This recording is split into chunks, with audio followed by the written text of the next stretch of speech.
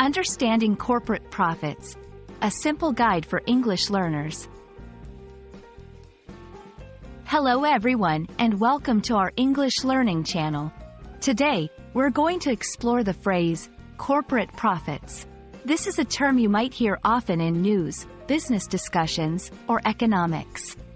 We'll break it down in simple terms, so by the end of this video, you'll not only understand what it means but also be able to use it confidently in your conversations. Let's dive in. First, let's understand the word corporate. It refers to something related to a corporation. A corporation is a type of company or business that is recognized as a separate legal entity from its owners. This means it can own property, have debts, and make legal agreements just like a person. When we say something is corporate, it means it has to do with these types of businesses. Now, let's talk about profits. Profit is the money a business makes after paying all its costs. For example, if a company sells products for $100,000 and it costs $80,000 to make and sell those products, the profit is $20,000. It's the reward a business gets for offering goods or services that people want to buy.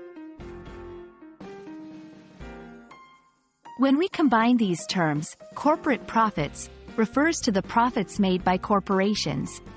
It's an important indicator of how well a country's business sector is doing.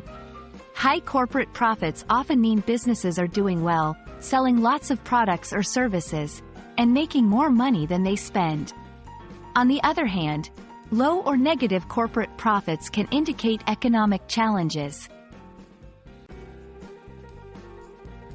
Understanding corporate profits is crucial because it affects many aspects of the economy and society. For example, when corporations make more profits, they might hire more people, pay higher salaries, or invest in new projects. This can lead to job creation and economic growth. Conversely, if corporate profits are low, it can lead to job losses, reduced spending, and economic slowdown.